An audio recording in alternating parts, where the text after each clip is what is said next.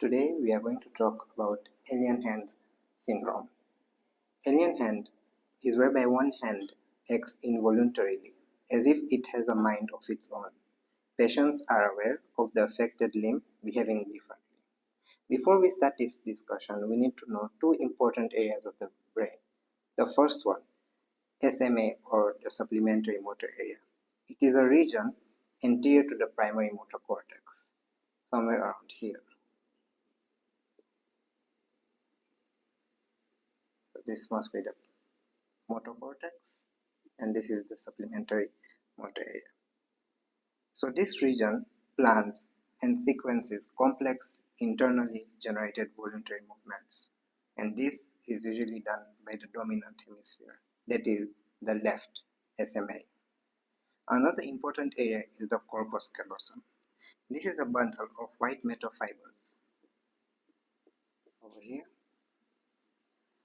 And this bundle of white matter fibers is responsible for interhemispheric communication. Now, we have some common types of alien hand syndrome. The first one, the frontal alien hand syndrome. This involves reflexive grasping and compulsive manipulation of a tool by the dominant hand. Lesion is in the dominant SMA. For example, left-sided SMA lesion will cause a right-sided alien hand syndrome.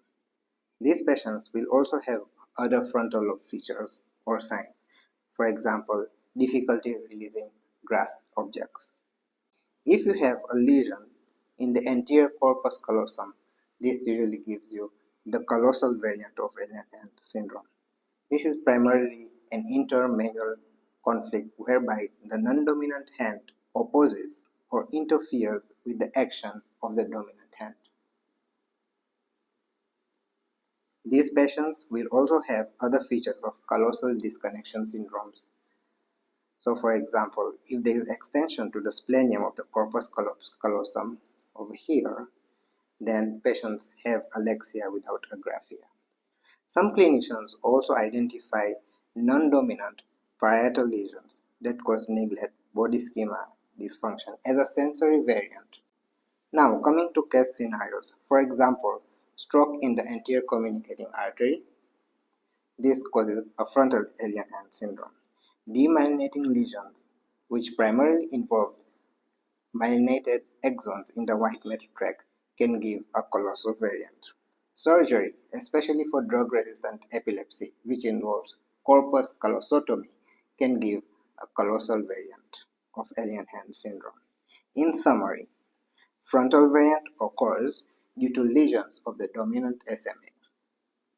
And we have the callosal variant whereby the anterior callosal area is involved, and this gives you an intermanual conflict. These are two important types of alien hand syndrome which you need to remember for localization.